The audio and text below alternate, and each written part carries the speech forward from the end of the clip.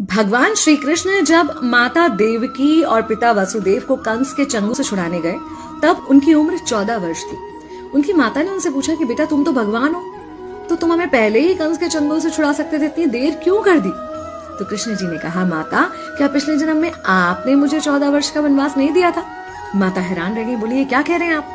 तब कृष्ण जी ने बताया कि पिछले जन्म में मैं राम था और आप थी माता कैकेयी और आप ही ने मुझे 14 वर्ष का वनवास दिया था और कर्म फल से कोई नहीं बच सकता माता, इसलिए आपको 14 साल का ये दुख सहना पड़ा।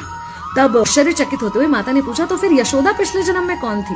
कृष्ण जी ने बताया, वो थी माता कौशल्या, जो 14 साल तक अपने पुत्र से अलग रही थी। उन्होंने उस दुख को सहा था, इसलिए इस जन्म में 14 साल मैं उनके पास रहा और मेरे साथ रहने का माता और पुत्र के प्रेम का सुख उन्हें मिला। कहने का मतलब यह है कि कर्म फल से ना उस युग में कोई बचा था, ना आज कोई बचेगा।